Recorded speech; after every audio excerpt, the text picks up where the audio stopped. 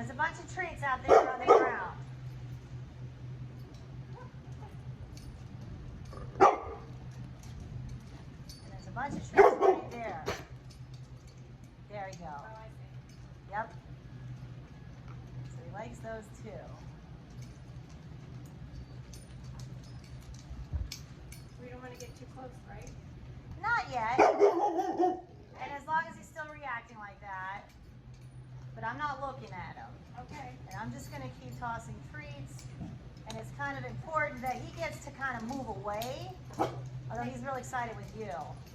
But this way, yeah, he gets to move away.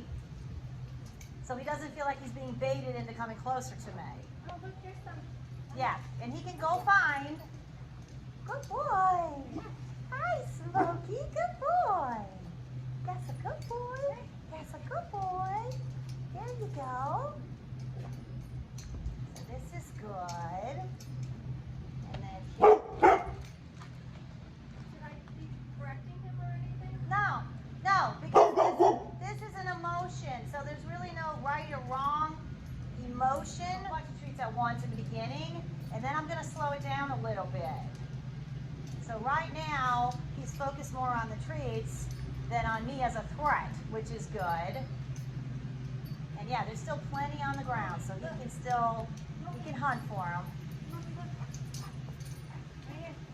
Good boy. You got it, buddy. Right here. Smokey. Right here. Yes, good boy. Yes, good boy. So this way, we're just making it a fun exercise. Boy. Yes, you like the crunchy ones. See, now he's kind of scenting, and that's cool. You see how he's got his nose in the air and he's kind of smelling me? I mean, he's smelling the hot dogs is what he's smelling.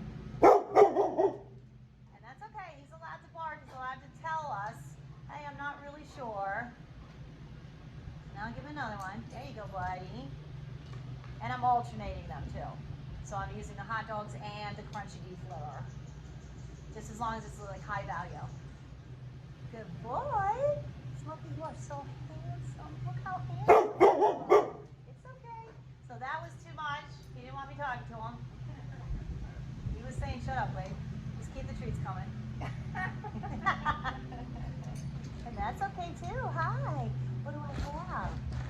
Huh? Is that good? You like these kinds too, don't you? Threatening and being up high, where Kevin was. Yeah. Okay. Yeah, it is. Just because I'm more down on his level, and especially with him, what you were describing, I think he is head shy.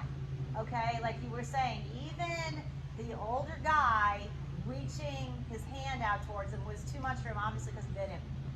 So he was, even though he tolerated being pet by that guy a couple of times, he didn't like it. He just tolerated it until he couldn't tolerate it anymore. So that's why I'm saying, you be real careful with hands, especially with a fear aggressive dog, which is what we would consider him. He's not, but he has bitten a couple people. So when he gets pushed, he resorts to aggression because he feels like he doesn't have a choice. He's like, you backed me into a corner. You didn't give me a choice. You were not listening to me. I was telling you to back off and you didn't. That's a good boy. But the thing with Tony, which I'm confused about, him in a wheelchair, they were like this close. Yeah. Okay. Nothing. And that again, Is he's it down. a wheelchair? Could be, and also because he doesn't have the use of his hands. So people don't, people are told, oh, hold out your hand underneath, let the dog smell you. Believe me, the dog can smell you from where he's at.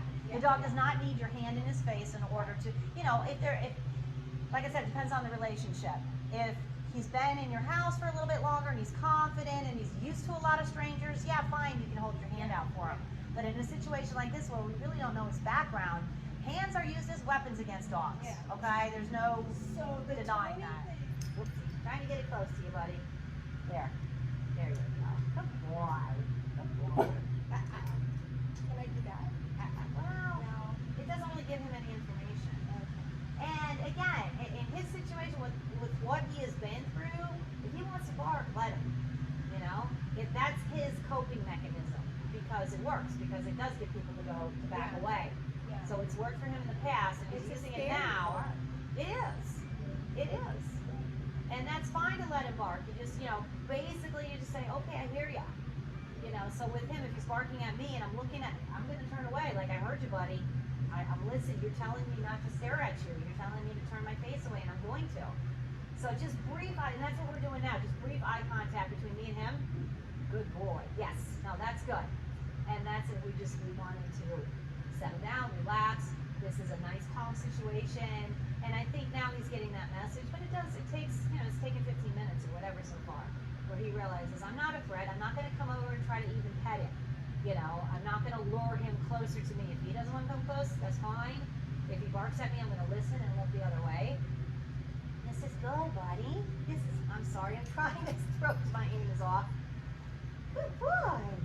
That's good. There you go. Good boy. Now just look away.